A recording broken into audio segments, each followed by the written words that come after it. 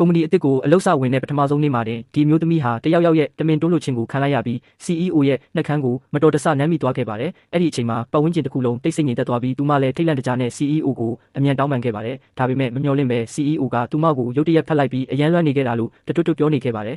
။သူမအနေနဲ့ဘာတွေဖြစ်နေမှန်းလုံးဝမသိပေမဲ့ CEO ကတော့လက်ထောက်ကိုချက်ချင်းခေါ်ပြီးအမျိုးသမီးကိုနှစ်စဉ်လစာဒေါ်လာ9 သန်းနဲ့ကြီးကြပ်ရေးမှုဖြစ်ယာတူတိုးပေးဖို့အမိန့်ပေးခဲ့ပါတယ်။အဲ့ဒီနောက် CEO ကသူမကိုရုံးခန်းထဲဆွဲခေါ်သွားပြီးဒဏ်ရာရသွားလားဆိုတာကိုဂရုတစိုက်စစ်ဆေးပေးခဲ့ပါတယ်။သူမဘက်ကစကားဆဖို့ပြင်နေတော့မှပဲ CEO ကသူမပခုံးပေါ်ကိုရုတ်တရက်မိချလိုက်ပြီးမျက်လုံးထဲမှာထူးဆန်းတဲ့အရေးအယောင်တစ်ခုဖြစ်ပြေးသွားခဲ့ပါတယ်။ခဏအကြာမှသူပြန်နိုးလာပေမဲ့အမူအရာကတော့အေးဆက်ပြီးသူစိမ့်ဆန်သွားခဲ့ပါပြီ။ CEO ကသူမကိုဘာကြောင့်ရုံးခန်းထဲကျူးကျော်ဝင်ရောက်လာတာလဲလို့မေးခွန်းထုတ်ပြီးလက်ထောက်ကိုခေါ်ကအမျိုးသမီးကိုအလုပ်ထုတ်လိုက်ကြောင်းချက်ချင်းကြေညာခဲ့ပါတယ်။သူမကဒေါသတကြီးနဲ့ရှင်စိတ်ဖောက်ပြန်နေတာလားလို့မေးခွန်းထုတ်ပြီးထွက်လာခဲ့ပေမဲ့လမ်းမှာတင် CEO ဟာကော်ဖီထဲကတကြားခဲကြောင်းအသက်ရှူချက်သွားခဲ့ပါတယ်။သူမကချက်ချင်းပြန်ပြေးဝင်သွားပြီးသူ့ဘိုက်ကိုဖိညစ်ပေးခဲ့ပေမဲ့သူကသတိလစ်သွားခဲ့ပါတယ်။